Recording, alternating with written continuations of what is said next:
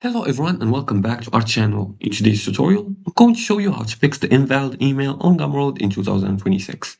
Are you seeing an invalid email error on Gumroad during checkout or login? This usually stops customers from purchasing, which means lost sales. So let's fix it by following these few simple steps. First thing you want to do is to check for typos. The most common reasons is missing acrobat, misspelled domains like Gmail instead of Gmail, extra spaces. So you're going to ask the customer to carefully retype their email, avoid copy paste errors, and retry again. After that, you're going to remove extra spaces.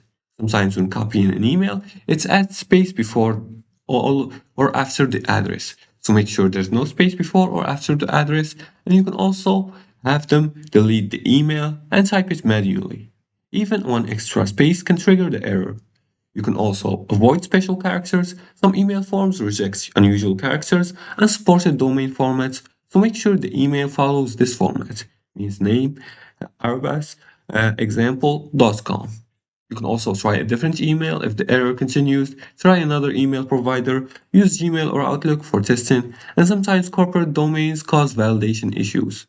You can also try clearing the browser's cache if validation keeps failing. You're going to click on the three dots here, and you're going to click on delete browsing data. And from here, you're going to select cached images and files and type in clear now here. You're going to click on this. And you can also try incognito mode by clicking on three dots and click on new private window and log in from there.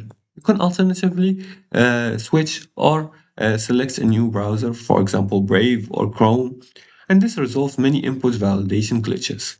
Now, the invalid email error are usually simple formatting or typo issues.